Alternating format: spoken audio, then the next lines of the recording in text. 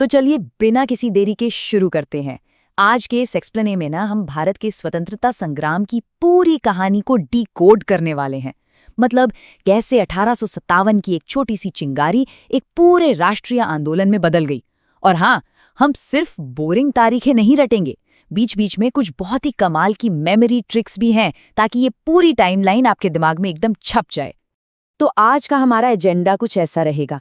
सबसे पहले 1857 के विद्रोह की वो पहले चिंगारी, फिर अंग्रेजों का क्रूर दमन, उसके बाद हमारी राजनीतिक चेतना की नई शुरुआत, चौथा कांग्रेस की स्थापना और उसका सफर, और आखिर में स्वराज से लेकर पूर्ण स्वराज तक की वो ऐतिहासिक मांग। बस यही 5 माइलस्टोन्स हैं जिन पर हम बात करेंगे। चलिए अपने पहले चैप्टर से शुरुआत करते हैं।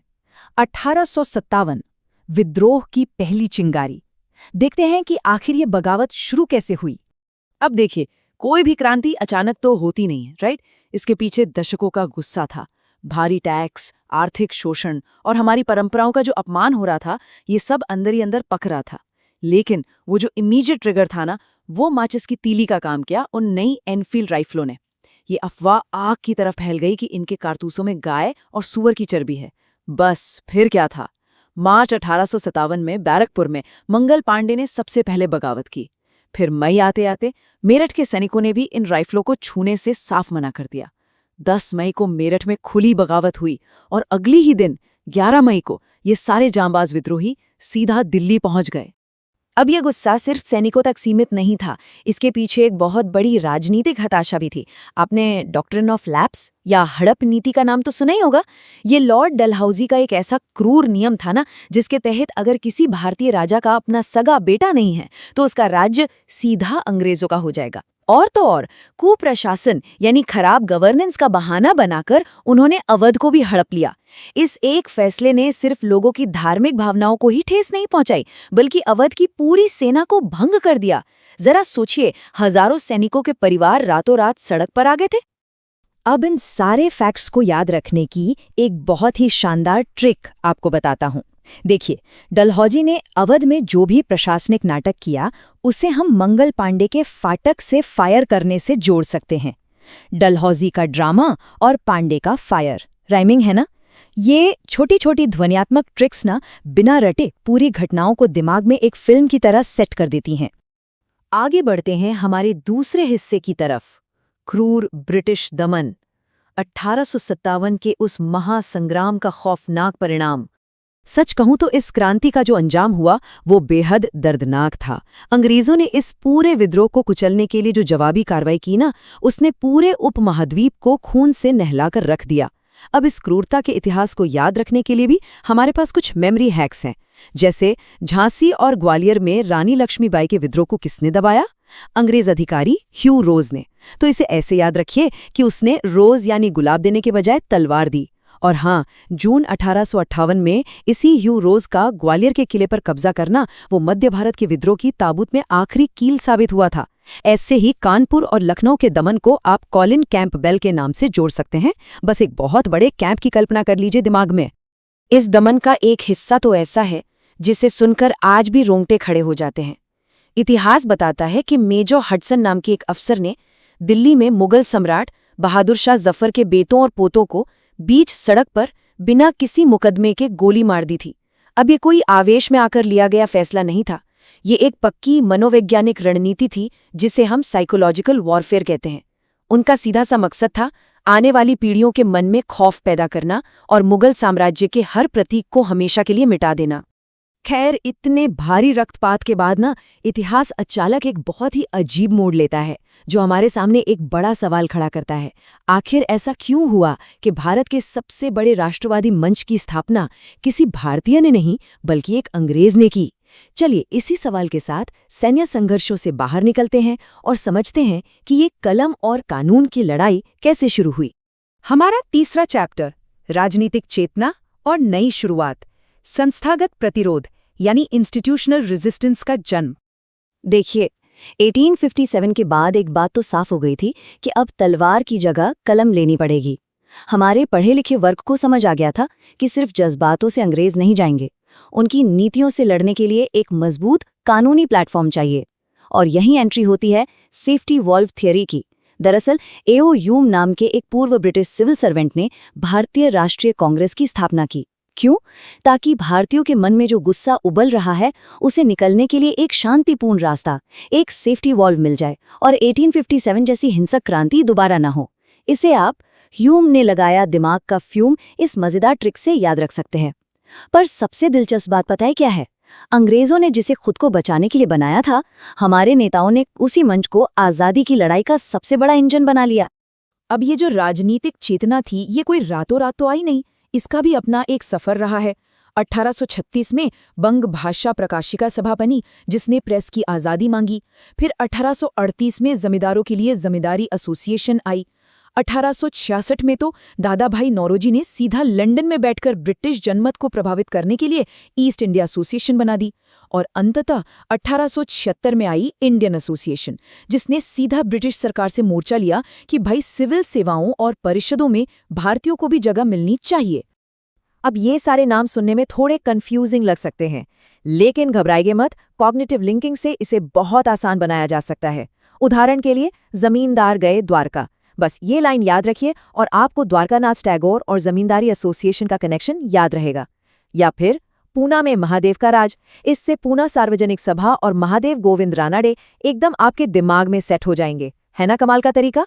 चलिए अब आते हैं चौथे अध्याय पर, कांग्रेस की स्थापना और उसका सफर, आईएनसी के वो शुरुआती वर्ष।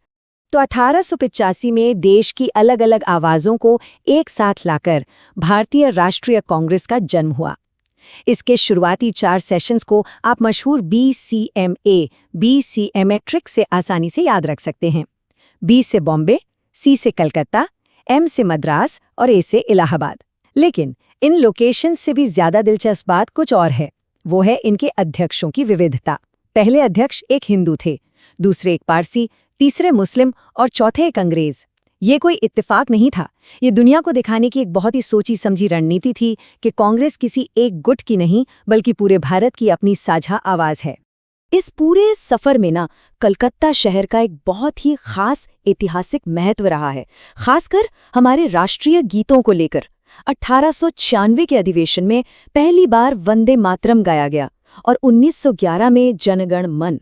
अब इनके अध्यक्षों के नाम याद रखने की ट्रिक सुनिए। सयानी जी ने गाया वंदे मातरम और धर साहब ने गाया जनगण मन। बस इतना सा। ये लाइन रहमतुल्लाह एम सयानी और बिशन नारायण धर के नामों को हमेशा के लिए आपके जहन में लॉक कर देगी। खैर, आंदोलन तो आगे बढ़ रहा था, लेकिन काम करने के तरीकों को लेकर दूरियां भी बढ़ने लगी। एक तरफ थे मॉडरेट्स यानी नरम दल, जो मानते थे कि याचिकाओं और शांतिपूर्ण तरीकों से काम हो जाएगा, और दूसरी तरफ थे एक्सट्रीमिस्ट्स यानी गरम दल, जो कहते थे कि हमें आक्रामक विरोध और सीधा स्वराज चाहिए। ये मतभेद 1907 के सूरत अधिवेशन में खुलकर सामने आ गए। याद रखने की ट्रिक, रास नहीं आई तो सूरत बिगड़ गई। मतलब अध्यक्ष रास बिहारी घोष के नेतृत्व में सूरत अधिवेशन में विचारधाराओं का ये टकराव इतना बढ़ गया कि कांग्रेस 2 हिस्सों में बट गई। और अब हम पहुंच चुके हैं अपने आखिरी चैप्टर पर, स्वराज से पूर्ण स्वराज तक, यानी पूर्ण स्वतंत्रता की हमारी मांग। आपको याद होगा 1906 में दादाभाई नौरोजी ने पहली बार आधिकारिक तौर पे स्वराज शब्द का इस्तेमाल किया था। इसका साफ मतलब था कि अब हम सिर्फ छोटे मोटे सुधार नहीं, अपना शासन खुद मांग रहे हैं। और इसी दौर में एक और बहुत शानदार बदलाव देखने को मिला, महिलाओं का राष्ट्रीय मंच पर नेतृत्व।